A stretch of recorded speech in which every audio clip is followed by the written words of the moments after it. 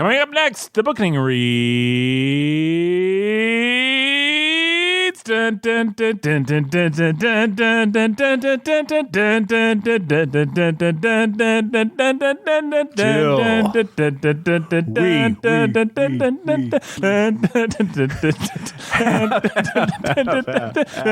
dun, What time is it? Game time. Faces. I don't know how to get out of this. What happens next in the music? Let's welcome your players. At 6'6" out of North Carolina, number 23, Michael Jordan. What?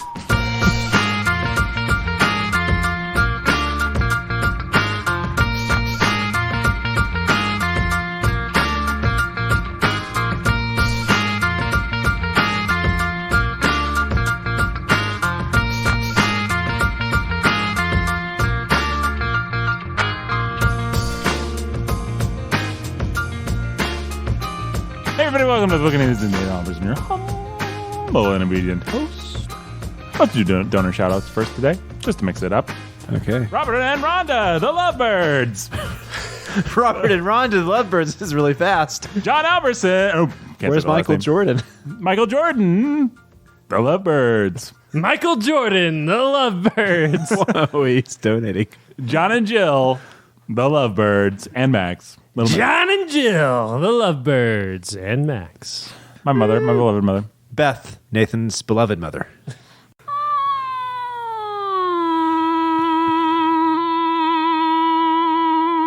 this for him or for me?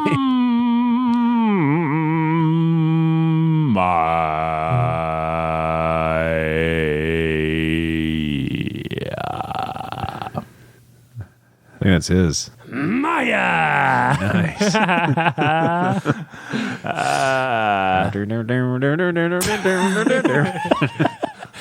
Jay and Katie from Madison, Wisconsin, who are cold and love cheese. Jay and Katie from Madison, Wisconsin, who are cold and love cheese. That's right, they are. And then we've got, still relatively new in the donor shout-out family, Jenny Z, the inscrutable Jenny Z. Let's shout it out to Jenny Z. The inscrutable Jenny Z. All right. Benjamin Tiberius. Benjamin Tiberius. That's good. It's better than me. Nathan, not me. Nathan, not me. Eric and Catherine, Lovebirds. Eric and Catherine, the Lovebirds. Nice. And finally, Who is the it? exquisite, Exquisite. the mysterious, Mysterious. X-mysterious. X-mysterious. Well, he's Professor X. Professor X. He got it right. Come on down. Professor. You're the next contestant on. That's right. The Bookening. Well, that was donor shoutouts. Now, how about some introductions? My name is Nathan Alberson. I am your humble and obedient host. I'm joined by the Brandon Chastain over there. Hey. How you doing, Brandon? Good. Ready to talk about some Till We Have Faces? I guess so. Yep. Let's talk about that till we have faces. Let's talk about that Till We Have Faces. Let's talk about Till We Have Faces. Till we have faces. Let's talk about Till We Have Faces, Till We Have Faces. Let's do it. Done. We're done. We've all got faces. We have faces. You have a nice face. Oh, thank you, Brandon. You yourself? Yeah. Entirely acceptable in the face department. Thank you. Thanks. You're welcome. And another man, I'm going to say, more than adequate. More than adequate. Nice beard. Nice beard. Wonderful beard. Yep. Beard makes a face. Beard does make a face. The I wish beard I could makes grow a a face. beard. I've been told I would probably look nice with a beard. If only I could grow one. You know, there are shops. Yeah? They spring up every Halloween. They're called Halloween stores. I could just get a fake beard. They have fake beards there. Yeah. I guess I could. Brandon, none of this is introducing our fair-faced friend. No. You think we should introduce him? Yeah. Let's try what we did last time. That was a good gimmick. Yeah. Let's introduce them together. It's like we're doubles. Yeah, it's like we're devils. Devils? Devils? Or doubles. Devils. Like in the novel. Dubliners. Like Right. doubled eggs. Dubliners. Like the double went down to Georgia. And like we're both psyche. Right, like, yeah. And like we're psychic. Yeah. All sorts of cross references Thou here. too art psychic. Thou too art Psychic. psychic. We have fun on the Bookening, folks. Oh, lots.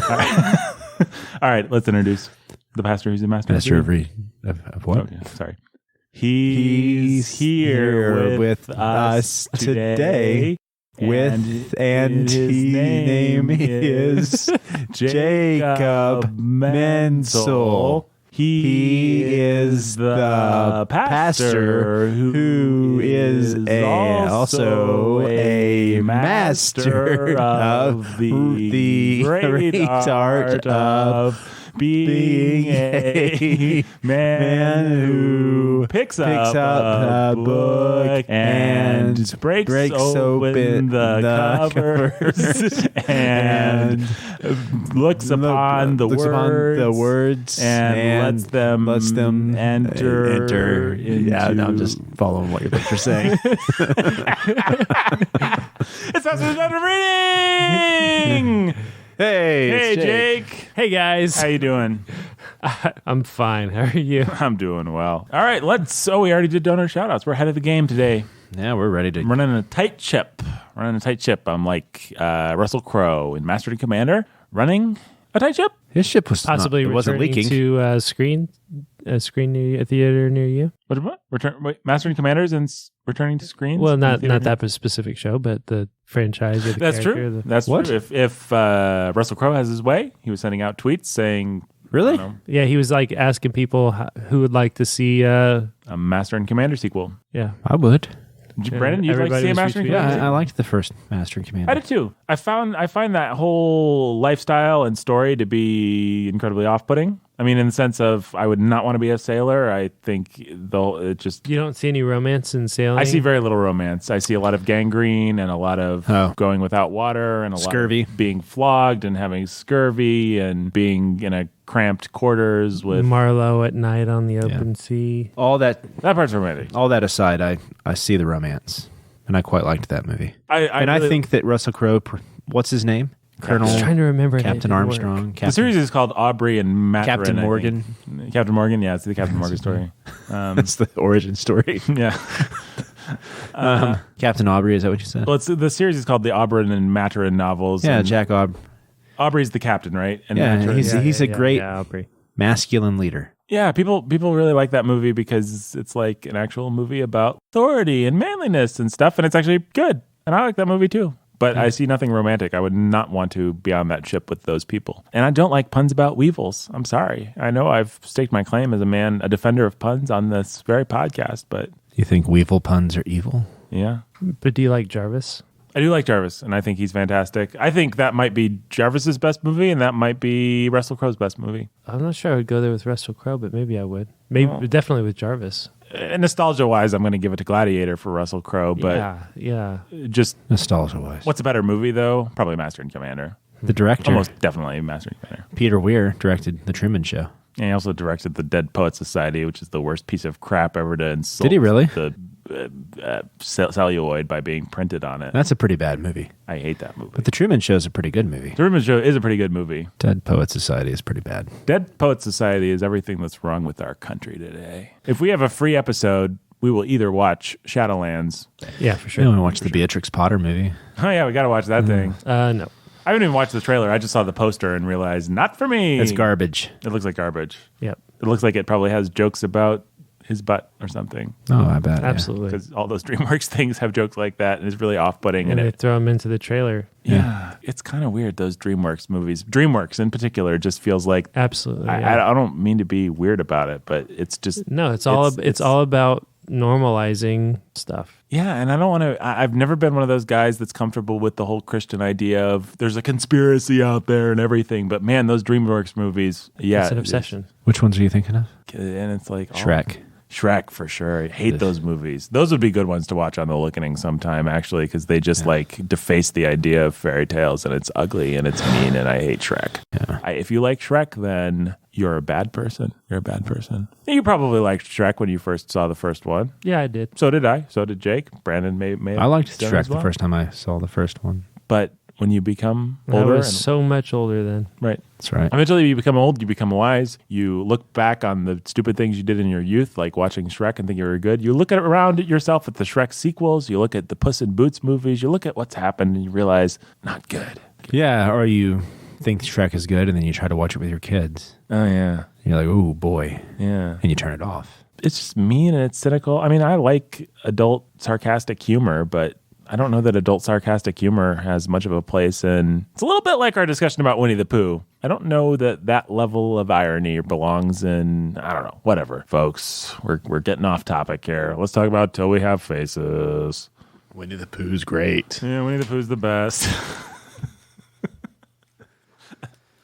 Hey. It's one of the biggest surprises of last year that people cared that much about Winnie the Pooh. Most controversial episode of last year, man, by far. And now the most controversial episode of this year, maybe. Probably. It's possible. Pig. It's conceivable. You warthog face buffoon. Yeah. Let's talk about Till We Have Faces, guys. I'm just going to come right out and say at the beginning of this episode, I do not know where we're going to land. I don't know whether I'm going to give the coveted BOSA to this thing, the Bookening Seal of Approval. I do not know whether I like this novel. Here, I'll tell you what I know. I know that I read the novel quickly and I enjoyed it. This was the second time I read it. I know I read it as a kid and I liked it, but didn't really understand it and knew that I didn't understand it. I know that I read it this time and I enjoyed it. And I was very moved by how sad it is the whole time. I mean, it's just like Orwell's life is kind of a bummer in some ways, even though she accomplishes a lot of great things and manages to forget her pain for a long time. It's just kind of a very relatable thing of you've lost this thing that was great that you loved and now you're just biding time until you die. And he did a really good job with all that stuff and it was very moving and I enjoyed it on that level, I guess, but I felt uncomfortable and weird about the ending and I wasn't sure what to make of it. I'm not sure what C.S. Lewis is trying to say, and if he's trying to say what I think he might be trying to say, then maybe the whole thing's trash and I don't know where I'm going to land on this novel. That's my starting place. Help me out, fellas. We're supposed to both give our starting places? Yeah, what's your starting place, Brandon? My starting place is usually I can gauge whether or not I like a novel by two things. If I'm sad to have left the characters. Yes. Two, if I really wish that I could dive back in. Mm-hmm. And how does this book stack up? I don't want either of them. I don't miss the characters and I don't wish that I could dive back in. By I don't miss the characters, you mean you don't miss Orwell, I guess. I don't miss Orwell. I don't miss the Fox. I think they were fine. They were engaging characters while it lasted, but they were like shadow puppets that once I got out of the book, they didn't have a whole lot of substance to them. And I think that would be Tolkien's criticism of Lewis, and I kind of see it, is that his characters they stand in for something. So the Fox stands in for what you would expect philosophical Greek, Pure, unbridled reason. yeah, to be like. And so, yeah, he plays the part while he's there. But after you get out, does he last with you like Levin lasts with you? Nope. To be fair, how many characters last? Okay, to be fair. So does he last with you like Samuel lasts? Does he last with you like Dr. Van Helsing lasts with you? No, actually. We'll be making jokes about Dr. Van Helsing for years to come. I don't know the Fox will make a return. Yeah, that's true. Orwell, is that how we said? I think Orwell, I listened to the book, I listened to the Audible version. There was Orwell in that. She's the closest. Yeah, I just read a pronunciation thing on a wiki article or something like that. Yeah. So which I was glad of because I had no idea how to. I think it was several chapters in, and I was like, "Or you all, Oriole. or Right. Actually, I think here's what I'm thinking now. If the book had stopped before book 2, it might have lasted with me a little bit longer. Interesting. So if it had just left it there with her bitterness and her despair and her hatred of the gods, that would have had some impact on me. Yeah, I kind of don't want to agree with you, but I think maybe I kind of agree with you, but I don't know. That ending, Pretty weird. I think I've said it before, the ending to this book confused me when I was younger. I'm just not smart enough to get it. What's your starting place, Jake? We'll come back to answering some of Brandon's questions, I hope. But Like whether or not I'm smart enough to get it. So my starting place is I read this book very quickly. Actually enjoyed the reading of it. Enjoyed being in it while I was in it. Mm-hmm. Enjoyed the story. Wanted to get to the end. I don't think I in any way resent book 2 or part 2, but I think I do really hate where Lewis lands. I'm not sure just yet what my takeaway is. The journey was great. The destination sucked is kind of maybe my starting point. Great may be overstating it. The journey was an enjoyable, pleasant ride. The destination, I think, may just be really wicked. Well, we're going to have to figure that out and solve that problem forever for people. Oh, boy. I don't know. So we got to get there. We got to figure out that ending because there are a lot rides on that. But I want to talk a little bit about the journey before we talk about the destination. I think I liked the journey maybe a little bit more than Brandon did. I know what you mean about the characters being shadow puppets, about you don't really get much of a sense of Gloam as a place or of these people as people beyond their function in the novel. It's true in all of Lewis. It's only less true of Lewis in Narnia because he has 7 books to build who the Pevensey children are. Well, and the classic Bookening theory of Stephen King novels are sort of work because I'm not going to be able to regurgitate my the flatter the characters are, as long as the story is well done, the more easily able you are to enter into there's a critique of Field of Dreams, the movie, talking about how terrible of a movie it is and how every father and son in America who loves that movie is stupid because it doesn't give you any of the actual conflict between Ray and his dad, and it doesn't give you any developed sense of their father-son relationship. And I just like, how stupid do you have to be to watch Field of Dreams, look at every father and son that grew up with baseball or whatever kind of close to the heart of their relationship and fault that movie for giving every father and son the space to import their own conflict and relationship with their dad and son into that movie. Like, it's a really stupid movie. And grown men cry every time they watch it because it's not about all the stupid elements. It's not about the inconsistencies. It's not about Terrence Mann was a civil rights activist who got jaded, right? But baseball is he's gonna give a speech about baseball and how it's marked the time. It's just like none of the details, none of it matters. Like cornfield in Iowa is gonna plowing under a little bit of corn for a baseball field, never gonna bankrupt anybody. Right. Not enough corn on that baseball field to be worth much of anything. None of those inconsistencies, none of it matters. It's not the point. Right. It would be just like it would be churlish to be mad at Star Wars. Luke Skywalker is one-dimensional. Yeah, he is one-dimensional, and that's why every little boy that watches that movie can just imagine himself as Luke Skywalker. Yeah. And that's why that movie is a perennial favorite. Dorothy in Wizard of Oz is a terrible character. There's nothing to her. Yeah, that's why every little girl can bring her own love of home and her own love of adventure and the conflict between the two and new friends, and the Scarecrow's just like your doll. And if the Scarecrow was a really psychologically... And there's a fine line between that really being able to work and that really just being stupid. Right. Well, my point in bringing that all up is in Narnia, it is so simplified and it is so sort of iconic and fairy tale like, and it brings so many dissociations. Like, we all know what a wicked witch is like. We all know what a winter is like. We all know what a lion is like. It's so simple that it really works. In something like this, it's a little bit more problematic because it's kind of striving for psychological realism, and therefore you kind of want to hold it to that standard. And the fox is kind of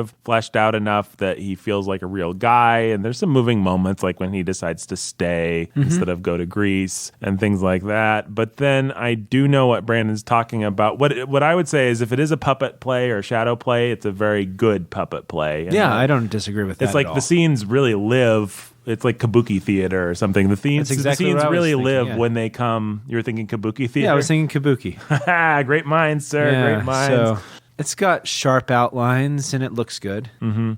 And for the most part, the story's engaging. And you feel it while you're in it. Like it pulls you along. Her father makes sense in the moment when he stabs that servant boy or when he's being cruel. It's like, you get it. Yeah. But there's something slightly, slightly cartoonish, Pixar-ish to it. But that's just to say that you don't like Lewis and his style. Yeah. And that's okay, but that's what Lewis does. Yeah. And actually, I was engaged and I liked the book just fine. Mm-hmm. I think, so that's all to my point that I'm not desperate to dive back in. Right.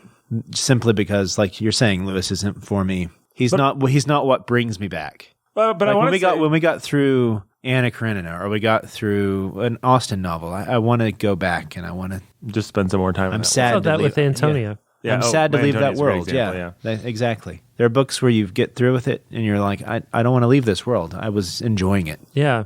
And so Jake's saying, well, that's not really what C.S. Lewis, stop me if this is a wrong, but it sounds like what then you say to that is, but that's not really what C.S. Lewis was trying to do. And That's not what he's good at. That's not what he's good at. That's not the book that he That's not the book that wrote. he criticized the book he wrote, not the book that you wish Right. he would have written. And I think there is some truth to that. I kind of play the middle against both sides and say this is the closest that C.S. Lewis came to trying to write a psychologically complete novel. Well, that was the whole idea, right? Here's a myth that has no psychological realism to it. I'm going to try to bring psychological realism to it. And he That gives is you what he was enough trying of to do. Gloam and of the kingdoms. He gives you just enough that I can understand Brandon wanting a little bit more. The characters are well-rounded Did you say enough. Disney or you said Pixar? You said Pixar. It's funny because you talk about Gloam, and I think I probably was at times imagining various Disney scenes. Well, I was imagining that dragon movie. How to Train Your Dragon. And Yeah. That world. It seemed like that world to me. Yeah. I don't know why. But yeah, that's probably why I'm thinking that. Well, it strikes me that I don't know what the castle looks like. I mean, even something like that is just a little weird to me that Well, you see it from the inside out. So what you actually see are the streets. If you see anything, you see the streets, you see the alleys, the peasants lined up at the gate here or there, but you don't actually. Maybe you see the room, like you see the room where they ride in, but you see it from the inside out, which is kind of realistic, maybe. insofar as you're in Orwell's head and you're kind of just seeing things from her veiled perspective, so to speak. See what I did there? Cute, huh? Yeah. Bare face. Yeah, her bare face. Bare face She's not barefaced yet, baby. Yeah. She's ugly. Yeah, 'cause she's ugly. Apparently. It took her a surprisingly long time to realize that. Yeah.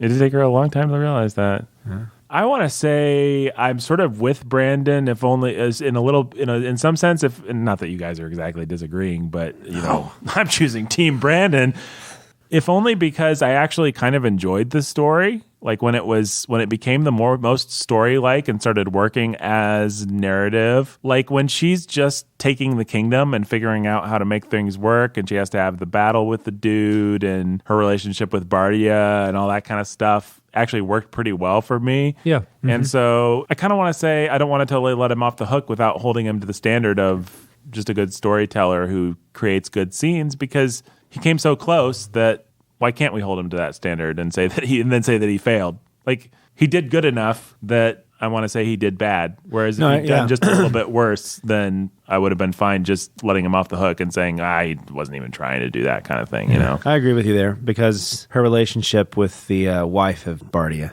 was interesting enough. That's the most moving scene in the book, I think, when she suddenly rips the off whole her veil. and the whole shift that happens with them. Isn't that in part 2? That's in part 2, yeah. Yeah. That's pretty interesting. I thought that was fine. But it's not as good as how Tolstoy would have done it. Yeah, and I think that's so going. Who can? I'm just gonna keep. If you go back, I think Tolkien actually kind of liked this book. Is that right? Does That's what Wikipedia says, and it's unsourced. And it says source I could not unknown. find that source. Yeah, I kept looking to see where the quote is that Tolkien liked this book. I wanted to figure that out. Yeah, because otherwise, I'm on Team Tolkien, and that I'm not completely sold on Lewis's fiction. Mm-hmm. And if this is his best example that like reformed hipsters are going to come with and try to convince me, you haven't convinced me. I don't want to put my cards on the table, but but. Maybe You will cut give all that. Jake a little bit of his... Maybe you should cut what I just said. Well, yeah, reformed hipsters. I found a Pathos article on how... What I'm trying to fight against is there are people who say that this is like an amazing novel. I thought it was completely fine. I liked it. As for whether or not this is like a representative of something that should be in the pantheon of the great novels, No way. no way. And that's what That's what you're going to find. And if you're going to save something from Lewis, Not this. this is not this. it. No. I think that hideous strength makes it much higher than this. that hideous strength is probably what you do. Yeah, because save. the relationship between Mark and only your sentimentality, that or Narnia. because what is it, Mark and what's his Mark wife's and name? Jane. Mark and Jane. Yeah. Their relationship is much more real than anything you get in here.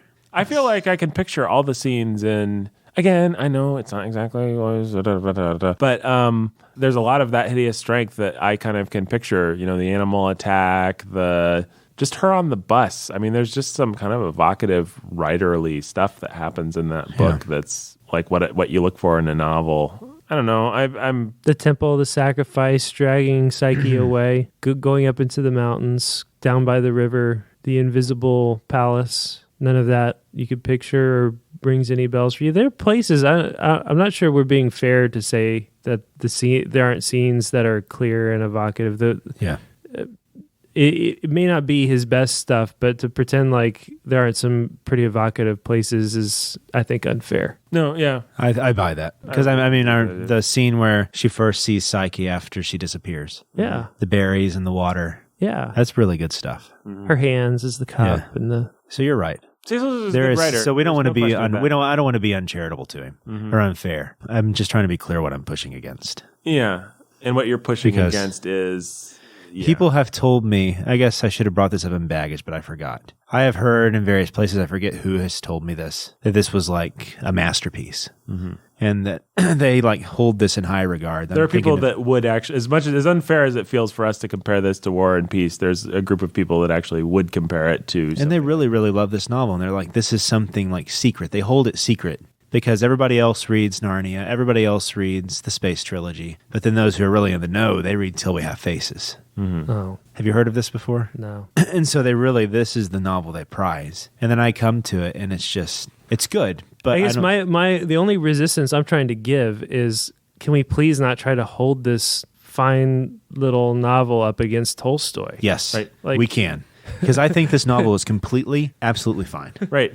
Yeah, And I think that actually it has some really powerful moments. Yeah, it does. Scene between her and Bardio's wife, the scene on the hillside with her and Psyche, a lot of the stuff that happens between her and Psyche is really powerful. And some of the pictures she paints of the father, them under the pear tree having lessons with the fox. Yep. There's some really good stuff in this book. Yeah. I mean, you can see that Lewis is a really, really, really good writer. It's just, for anyone out there who might be listening to this particular podcast because you think that Till We Have Faces is some secret masterpiece that you hold dear to your heart that nobody else knows about. It's not gonna, there's a reason why it's not caught on. Yeah. And there's a reason why nobody would put it at the top of the Lewis canon. And so maybe I'm just talking to one person who has said this to me Right. before. But Well, I know what you mean. The way I'm trying to weirdly in my brain combine the Jake's train of thought and the Brandon's train of thought, if I may so name them, is I just think the novel is good enough that you almost wish it was better. It's pretty good. It's pretty evocative in places. So maybe, but there again, my inner Jake's point of view says, it's also good enough. Like it really is good enough. So what the heck? It's don't compare it to War and Peace. It's not War and Peace. That's fine. And I do buy that. I don't want to be too hard on it. I don't want it to be too easy on it. So yeah, find that middle ground. find that middle ground. Things that I liked, things that we all liked. What did we all like? I think anything to do with Psyche was good. Yeah. Except for maybe that ending, but we'll get there. Yeah. So as far as the evocativeness, when everybody comes up because they think she can heal this sickness, that scene really sticks out. He painted that well. So anything dealing with the sister's relationship, actually Orwell as a character is pretty believable. Yeah. Yeah. Her She's a good trajectory is really good. So you can tell that this is a story that had been formulating for 35 years. Yeah. He knew this character and he was sympathetic to her. He loved her. Yeah. And then, it was him. Yeah. And then he tries to pull the rug out from underneath her. Yeah. And part 2 is her conversion. Right. Yeah. And it's the rug being pulled out from underneath her. She repeats to herself till she's blue in the face, everything, until she realizes how absurd her perspective is. So whether or not that's that's the issue with the novel. It's Lewis. Yeah, that is Lewis. It's autobiographical, I think, in that sense. Yeah, so you get a lot of how he became a Christian, or at least how he saw himself becoming a Christian. Right. Maybe what I'm missing with it not stopping at book 2. Well, we'll get there. You want to talk about what we like about it, right? Yeah. We'll get to the ending. So, so I liked the character. I think her character was really strong. Psyche's character was really strong. What's the Radagast or whatever her sister's name is? Rudeval, yeah. She reminded me of foolish Jane Austen characters. She was good. Well, and it was so nice at the end when she suddenly has this flash of insight that, I actually abandoned her. I always thought she just had it made because she was pretty, and I taught myself to despise her, and that as foolish as she was, that hurt. Yeah. And that's just nice. It's a nice character beat and a nice little flash of sympathy for a character who I would have been perfectly happy to seen get whipped or whatever she said was going to I would have rid of all was pretty obnoxious, but I always like when authors can twist my sympathies that way. Yeah, well, it's really clear, especially through part 2, that what he's doing is he's painting a sympathetic picture from the perspective of a narcissist. The narcissist is going to have an epiphany, an awakening, and going to see everything differently and for the first time through the eyes of other people. And that's going to be what's-his-face's wife, and it's going to be Bardia's wife and Rudeval and everybody else, and realize that she is every bit the monster that she's accusing the gods of being. Yeah. That's the turn he's driving at. That's his thou art the man kind of thing he's doing. And if you can see it as a big parable and accept it as that, then it's fine. I probably could be convinced. job. Right. I can be convinced that that's what it's doing. I think that's absolutely what he's trying to do. I think you're right. I guess my response to that is, if I'm reading a novel and that's what that turns out to be the whole twist that the novel's getting at, I'm like, man. You believe the perspective of the author, of the narrator, this whole time. But oh, great. Well, I mean, I just kind of I know I keep coming back to this, but it's like there again. I can enjoy a bicycle for what a bicycle is worth. I can enjoy a Corvette for what a Corvette's worth. But when something is kind of in between and feels like it's trying to do a lot of what a Corvette does, but then it's like, actually, it's just a bicycle. And I was like, okay, now I have a Flintstones car, and Flintstones cars are stupid. I don't know if that metaphor made any sense at all.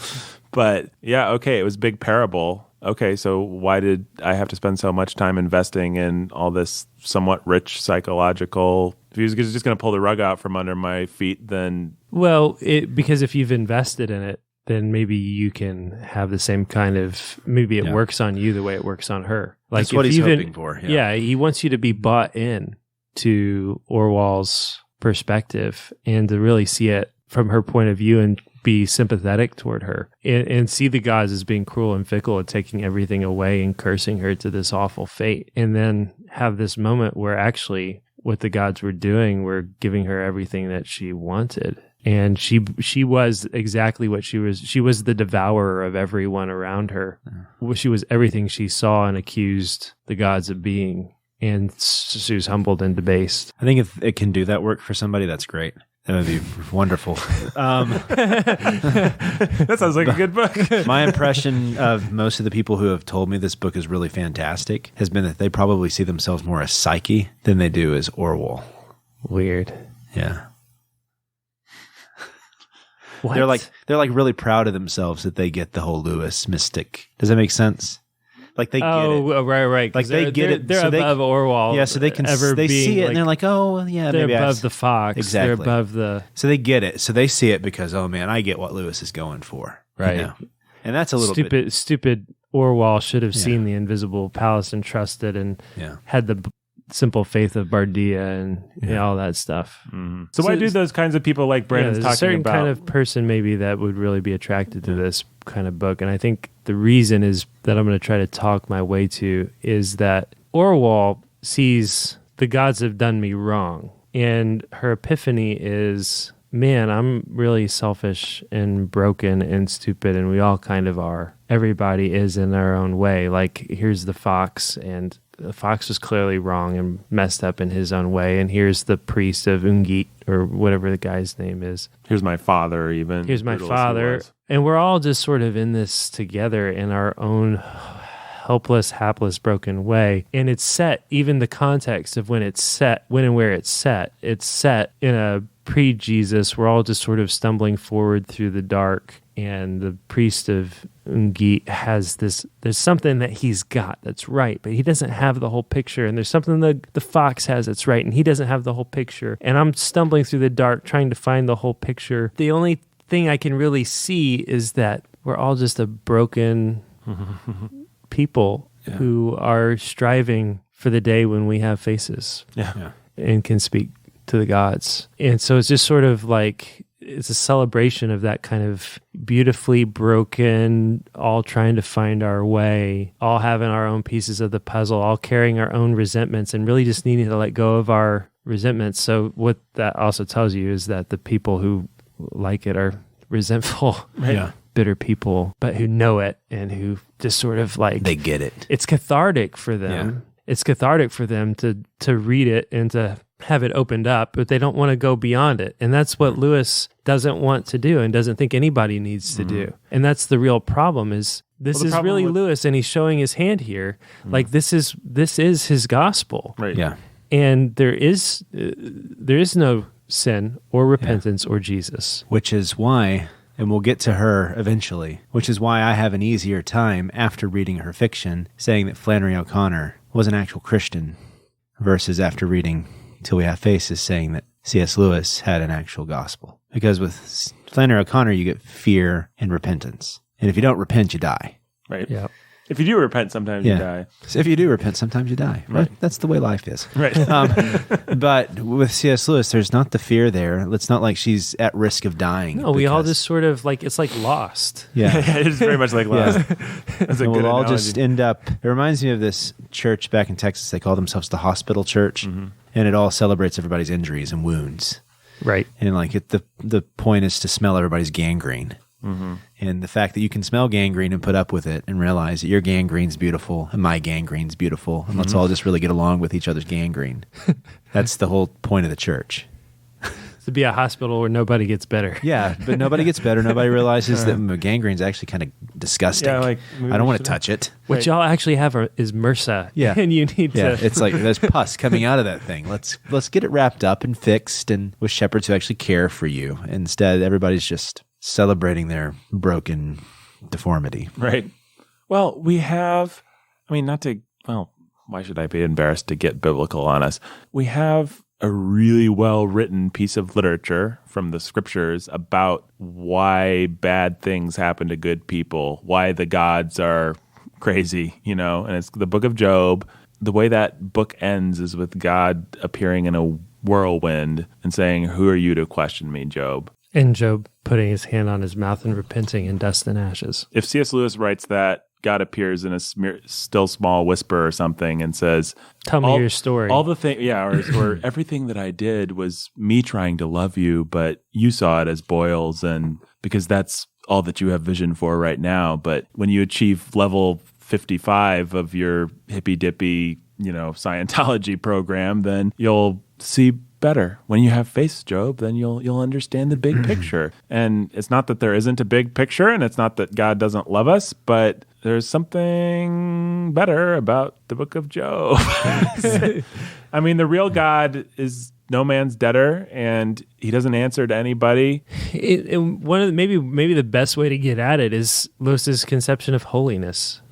Like he pulls holiness in all over the place, and it's this what is actually dark and pagan. That's the unforgivable dirty thing. And unholy. I want to say that this might be a simplistic way to say it, but it's like, to me, if you put a gun to my head and you say who's closer to the truth, it's the fox, obviously. And I think C.S. Lewis in his heart of hearts agrees with me because he obviously likes the fox better. But if you follow the logic of the story, the priest of Ungate is much closer to God. Yeah, that's kind of the point. That's kind of the point. Yeah. And that's a stupid point. Because he's away from reason and human he understands there's rationality. something spiritual and earthy and supernatural and not explainable by your cold logic and reason. So human going on sacrifice is okay because it kind of gets us close to the divine reality. Well, yeah, human sacrifice is at the heart of it's the one true myth, right? Yeah. Jesus is the one true myth. That's human sacrifice. And so everything else is types and shadows that we can baptize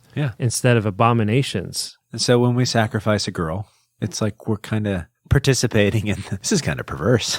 That is where you're sort of left. It is where you're left, and that's what's really troubling about this. Yeah, the fox, he's wrong too. He is wrong. But the whole stink and terror of Ungate, he never teases that out and shows you that is itself an abomination. No, he doesn't mean to. Yeah. He means to show you that it's a partial truth. it's a step towards, which just doesn't get you anywhere. What it gets you is it gets you opening up a craft bar and getting tattoos. yeah. Well, what I wanted to say it gets you a Leonard Cohen song. It's a cold and it's a broken hallelujah. At least it's a hallelujah. Yeah. And I think that is what bothers me about the part 2 is the part 2 starts out strong. It's fine. But there's no thunder and lightning and when you have a story that's about someone who's this bitter and this angry at God, you want it to be like the terror at the end. If they're going to have a salvation moment, then make it a salvation moment. And not like a Jane Austen wedding scene. Right. have them be undone. Yeah. Yeah, and then the joy comes she doesn't after. have to die like a Flannery O'Connor character, Right. but you definitely want. But she does have to be undone. Yeah, you want the unmade. God of Flannery O'Connor's characters to come in and do something terrifying. Lewis himself has given us a better metaphor. Aslan has to show up and tear those scales off of the dragon before it can be Eustace again. Yeah. That's right. And even that wasn't a very good metaphor, but it's a better one. Yeah. Nah, it's a pretty good metaphor. I'm just That's being a fine. jerk. Yeah, that's good. Yeah, it's good. But that was a children's story, and here where it all was all on the line, he goes all his great hand. divorce on us. He showed his hand. He does a great divorce on us. Yeah. Where the great divorce is, hell is just this gray, sad London. It's like London with no end to it. It's sad and it's gray, and everybody's on a bus for whatever reason. That's hell. And then you go to heaven, and heaven's just the platonic reality. And grass hurts your feet because you're not real. But one day you'll be real. One day you'll have a face. Won't that be something? Yeah. Further up and further in, baby. Yeah. I don't know. Well, the reason that I don't like it is because I really like it. I cried through reading the second half of this book. I find it pretty moving and pretty powerful. That was the thing that pushed me into saying this is probably not a good book for me at all, because I also find Leonard Cohen songs to be pretty moving and pretty powerful, and it's precisely because he meets that perfect kind of mix of mysticism and sex and eroticism and Gnosticism and everything, and just kind of combines it into a flavorful cocktail that just feels so smooth going down. But I just think there might be death there, really, not to put too fine a point on it, but it's just like, this is not the gospel. Yeah. I can't and won't listen to Leonard Cohen. Yeah. For similar reasons. He just has a way of playing my heart. This wasn't quite like that for me, but man, I think that's the heart of it, and what's bad about it. And I think that it really, this may be what you were going to say. It casts everything else that Lewis has done in sort of a more questionable light. It makes it hard to accept things that were easier for me to swallow before. You heard our people can go back and listen to our episodes on the hideous strength, which we really liked. That hideous strength. This book made me think, maybe I don't like that hideous strength. All that stuff about like the marriage and all the pagan gods coming down as kind of angelic beings. It just made all that stuff. It just nudged it towards feeling that much weirder and that much more off. And it made me think that C.S. Lewis bought into that stuff, not just as metaphor, but as actual, basically reality. Yeah. Makes it smell of blood and death. Yeah. That he bought into Tash. I mean, the one thing that every conservative Christian knows about C.S. Lewis is that he's the guy that thinks that when you're sacrificing to Tash, you're also sacrificing to Aslan. If you do it in simple, humble, sincere faith or something like that. Right. And that's relatively easy to spot and to spit out in Narnia. Children's book. Like even a relatively unsophisticated kid who knows his children's catechism can read that book and be like, oh, that's dumb. Yeah. But this book's much more enticing and much more sophisticated and therefore kind of not good, I want to say. Yeah. Wow. Yeah. I wasn't sure we'd all land here. No, I really went into this with no preconceived notions. I didn't see how we were going to avoid landing here, but I sort of full deck of cards on the table. Full deck of cards. I'm actually holding an entire deck of cards. All 52 of my cards on the table. I didn't want to land here. I think it just feels kind of, for one thing, I always like to land where other people aren't landing because it's just more fun, and it feels kind of hackneyed to be the, anti-Lewis brigade coming in against you got your pro-Lewis people that all just love him blindly, and so we're going to be the grumpy anti-Lewis. I don't really want to do that, but I feel like this book is kind of garbage. Because of the ending. I mean, I Because of think the ending. that It's a well-written book. It's moving. Yeah. Like I said, I cried at the end. it's very similar to actually. I mentioned, I guess, in the last episode that we all got to go sentence by sentence through Weight of Glory. Mm-hmm. Fantastic essay until the end. Yeah. When it kind of goes off the rails. Yep. Kind of the same thing here. Mm-hmm. Really, very well written. I would say completely an A. Yeah. If I were, whatever. It's good. It's really well written. The characters are fun. They're good. They're engaging. And so Jake had me convinced it's a parable. Mm-hmm. It works as doing what it wants to do. It works just fine. And it's really actually better than, most people can do. Right. Sure. It's good. It's really, really, really good. So my point earlier against the people who like to hold this up as like a literary masterpiece, that's the only reason I was pushing that way. Mm-hmm. Because it's not. I mean, you're just being stupid and you're showing your face if that's really what you're trying to say. You just got to stop that. That's dumb. But then you get into this other weird stuff at the end, and that's where it goes like what you're saying, where it becomes almost wicked. Not almost wicked, it becomes wicked. I think so. And I kind of like your idea of just chop off the end and make it the story of a bitter, angry woman, and it just ends on And a that's her depressing- destruction. She's never sees her face. And that's the way most people are anyways. I mean, I'd rather have I guess what I'm saying is no redemption is much better than false redemption at the end of the day. At least with no redemption, we can just be like, Or at least no have redemption. If he succeeds, though, in what he was trying to do in that whole first section, then you end up walking away agreeing with her that the gods are fickle and nasty. Unless he's brilliant and can twist it just so much that you see. But he's not. His answer was part 2. Yeah, that's right. His answer was part 2. And his answer. And that's back to where we started one way or another, a guy who has something to say and a guy who has a story to tell. The guy who has a story to tell stands or falls on whether or not his story is good and worth telling. The guy who has something to say, no matter how well he tells his story to get you there, if what he has to say is garbage. Thank you. I was looking for a word. If what he has to say is garbage, then it all falls. Is not one that we were allowed to use, so I supplied garbage. I buy that thesis. I buy that thesis. And so had Cupid been the terrifying god of thunder and lightning who had her wailing and weeping and seeing her sin, sure, it'd be better than this. Might have been a way to do it. But again, I kind of want to come back to the point I've made 5 times now and say just the fact that it falls because it's trying to say something makes me think, he was almost writing a psychologically interesting non-parable. I wish he'd just done that, I wish he'd just gone for it. I think he might have actually been able to do it with another rewrite or two. And instead he really wanted to tag on that thesis. His story. Yeah. He wanted to tag on his point and just not let the character. I mean, you feel like it betrays itself in the end. And he didn't even have anything up his sleeve, just even as it would have been nice. It's just a bunch of visions at the end. Like, couldn't it have been something more organic? Like, I don't know. Maybe that's just picking nits, but the whole metaphysics, it just ruins it. It's just so metaphysical, so fast at the end after being relatively restrained. It's just like, badly done, Lewis. Badly done. You chose poorly.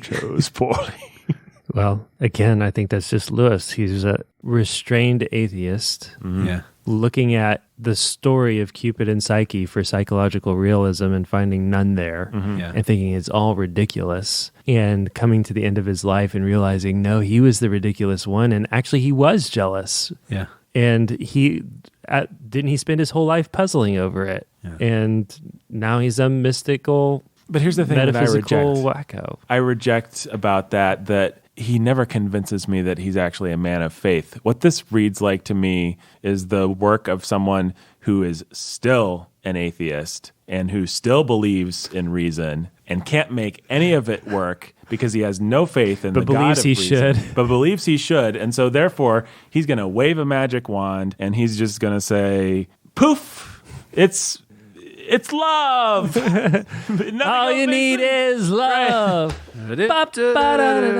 And that's exactly the kind of person that Brandon's talking about, the people that really like this book, what they end up doing because they think it has something to say about bitterness. Those are the exact kinds of people, and of course, me and Brandon are both thinking of different real people here. Those are the exact kind of people that end up oppressing you because they're bitter. Yeah. And so they judge you as bitter, and they say, well, why don't you just wave the magic wand of this book or of whatever else? It's dishonest. You're a liar. There are no magic You're a liar. wands. There is the grace of God in our lives, and there is justification. There is Jesus' blood that is spilt, his resurrection, and there is the process of sanctification, which takes a lifetime, and there ain't no magic. All you need is love formula. Yeah. So, and That's really, I think you hit it. You have, because they're all deep down, they're all actually atheists too. Mm-hmm. That they don't actually believe, and they feel a certain sense of pride in their conflict and doubt, and in that place of bitter intellectual pride. I've given up on reason and I've embraced my doubts. That's wrong. That's not what God calls you to do. God fulfills your reason and he calms your doubts because he's God and he's big enough to do it. And you don't have to be a mystic, weird Gnostic. No, you just need to be like a little child and come to him with open hands. What a stupid book. Well, Would you guys give the BSOA, the coveted Bookening seal of approval? 100% yes. Yeah. I thought maybe I would coming in, but I really wanted to. I genuinely wanted to. And that's to part not- one. well, here's something that I would say. I would not I would discourage a certain sort of person from reading this. but only a certain sort of person. Probably most people that listen to the Bookening, I'd say, yeah, read it. It's pretty well written. It'd be interesting, and we can have this conversation over it Right. Yeah. when we're done, and it'll be helpful. Right. Yeah. But there are certain people. Who should stay the And H-E double unfortunately, hockey sticks away from those this people thing. probably don't know who they are. No. If you're the type of person that Right. If you're full of bitterness and pride and you don't... and zero self-awareness, If you have zero self-awareness... crap. Can't be me. no, not any of us. Well, I don't know how much self-awareness it is, but I just know that for me, the clincher was I felt the attraction of this thing. And anytime I feel that sort of attraction, I mean, it's this reason Jake can't listen to Leonard Cohen. And by the way, if we've never revealed it before, we might as well reveal that. It was Leonard Cohen. Leonard Cohen It was Leonard Cohen. If you ever listen to... If you want to know who it was Leonard Cohen. I don't think we need to say anything more than that. Yeah, if you want to know who it was Leonard Cohen. If Bookening fans, if you know your Bookening True fans history, will know what we're talking about. Leonard Cohen, it was mine. He was the guy that we killed. Yep. Yep. Our disapproval killed him. Yeah, disapprove. Leonard Cohen was like, I think we're about done. What did Leonard Cohen tell us? Yeah, he's up for an Emmy. He tells us love is not a victory march. It's a cold and it's a lonesome. Victory march. Well, I heard that David played a chord and he played it well. But you don't really care for music, do you? No, I don't. It goes like this. The fourth, The fifth, minor fall, major lift. The baffled king composing. So stop. Don't. Just stop. All right. Where are those guns at, man? You got guns over there still? Yeah. Started shooting me. That's attractive stuff. Even Batman and Superman gave in the Justice League movie. We had some crappy cover and that was the only problem with that movie. Everything else was fantastic besides that crappy female vocalist singing a Leonard Cohen song about everything is broken, everything is lost, because Superman, I don't remember how that song goes. But anyway, spoilers for the credits of the opening credits of the Justice League. Thanks for listening, everybody.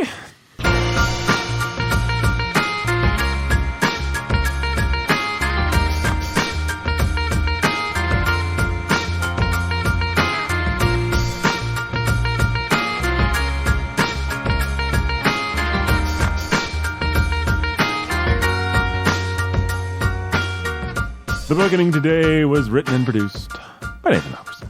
It featured Brandon Chastain, it featured Jacob Menzel, and it featured Nathan Alberson in their starring roles as the heroes of the Bookening. The heroes you want, the heroes you need. Much like Bathman was for Gotham. Batman was No. for Gotham. Bathman. Bathman makes an ducky. appearance with my kids on my kids the Baz, the Batman shows up. Bathman show. My little brother used to have when he was about 3, had a superhero that involved him getting out of the bath and running around with a bath towel around his neck in a cape type manner, and that superhero was cleverly entitled Naked Man. Was this John? That would have been John. I mean, he would have been, this is, Oh yeah, not even by like 2 or something. Recently. Yeah, no, nothing. The Bookening was yeah. Warhornmedia.com /give. That's a good place to go.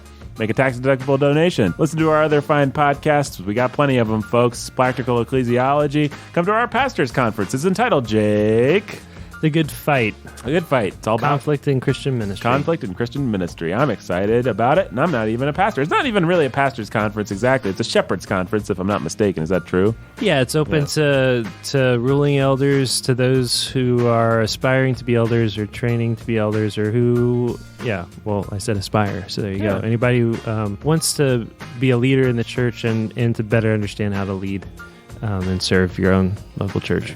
If that's you, then sign up today. And thanks for listening. Goodbye. Stay sane. Stay sane. Until next time. get some faces. Yeah, we'll see you next time. Till we have faces. Yeah.